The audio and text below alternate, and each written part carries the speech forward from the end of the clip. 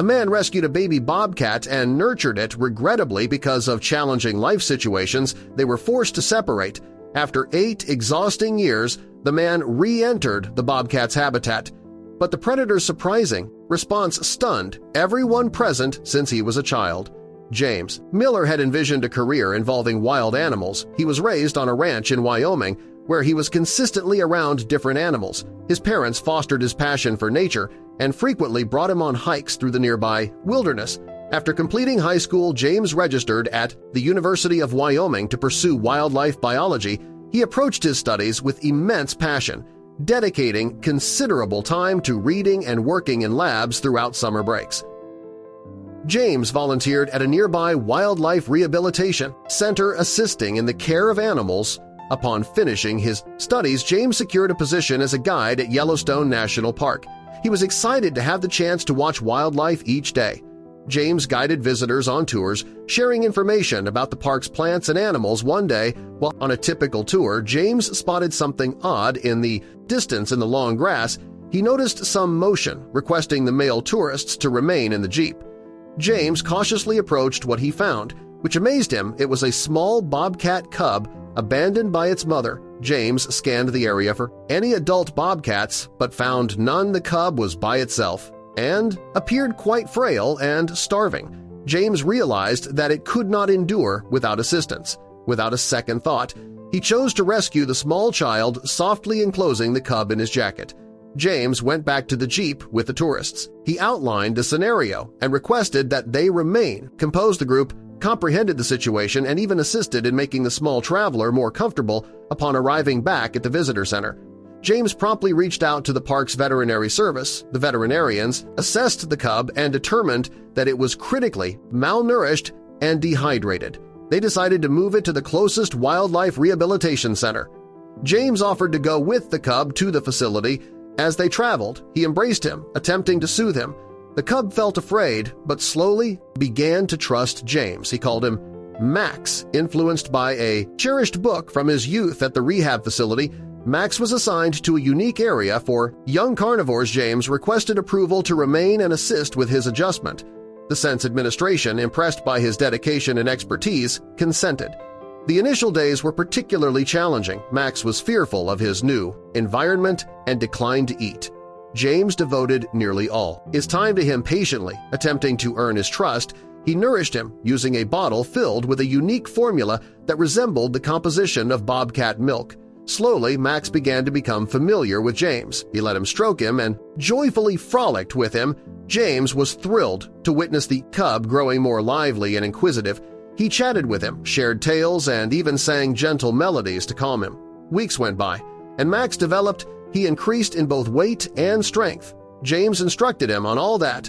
A young bobcat needs to learn how to scale, how to sneak, and how to leap, utilize toys and specialized trainers to enhance his abilities.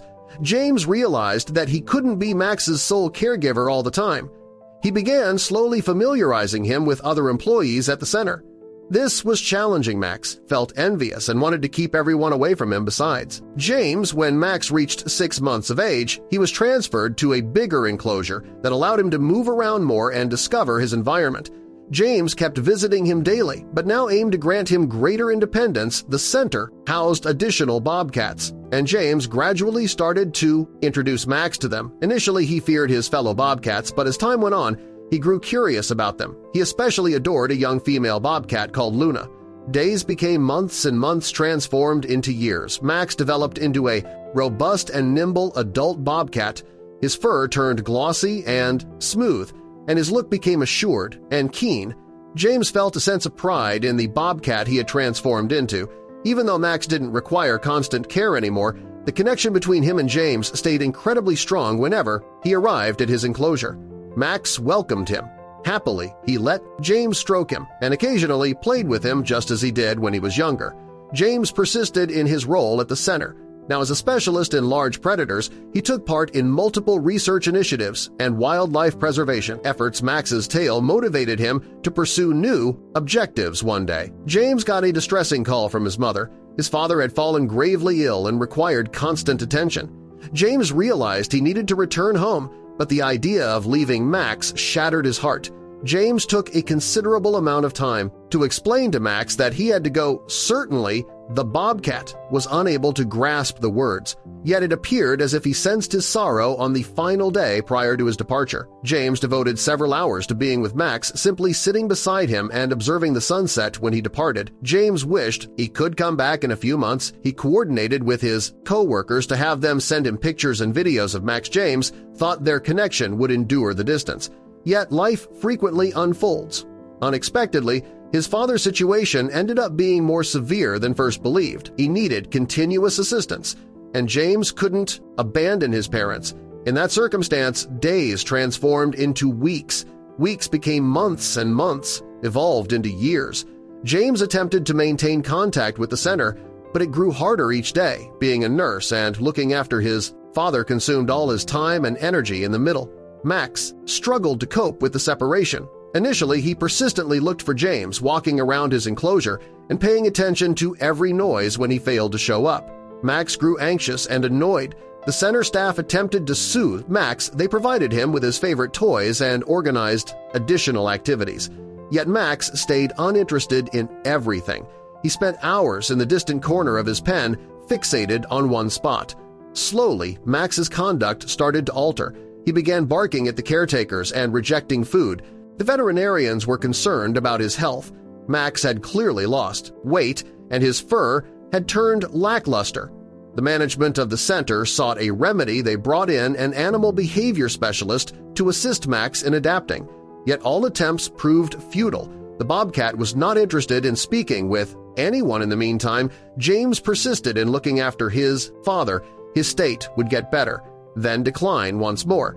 At times, it appeared as though he was improving, but then another crisis would arise. Even though he was occupied, James continuously thought about Max. He held on to his photos and frequently viewed videos of him at night. He envisioned strolling through the center with him once more time went by, and James's father gradually started to get better. The physicians discussed favorable advancement. James started to consider going back to the center but feared that Max might not recognize him anymore at last. After 8 prolonged years, James's father's situation had improved enough that he didn't require ongoing assistance anymore. James understood that it was time to go back. He reached out to the center and notified them of his return. His co-workers were pleased to hear from him but cautioned that Max had transformed significantly over the years. They warned him to be careful when encountering him on the day he came back. James felt more anxious than before. He remained for a considerable time at the main entrance, summoning his bravery. Upon his arrival, he was welcomed by longtime friends and associates. James promptly made his way to Max's habitat. From afar, he observed him, an elegant and strong bobcat, sitting on a tree limb staring into the horizon. James experienced his heart constrict with anticipation. The caretaker unlocked the enclosure door, and James carefully entered. Max remained still, seemingly unaware of his presence.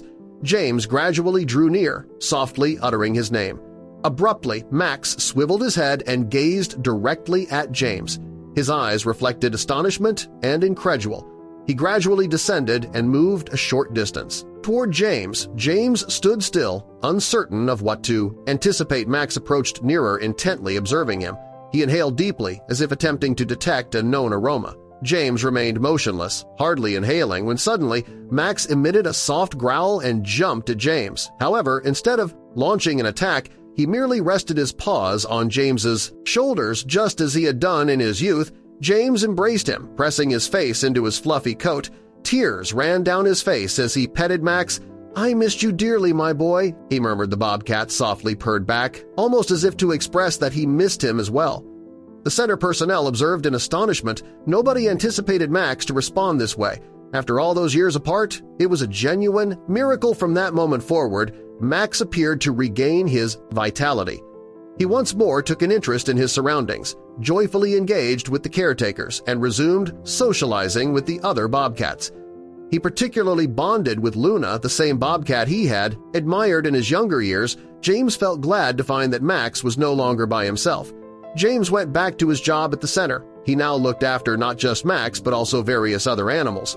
Nevertheless, the bobcat consistently held a unique place in his heart. The remarkable connection shared by James and Max, enduring through years of distance and challenges, symbolized loyalty and dedication, serving as a reminder that genuine friendship transcends species barriers and can conquer any difficulties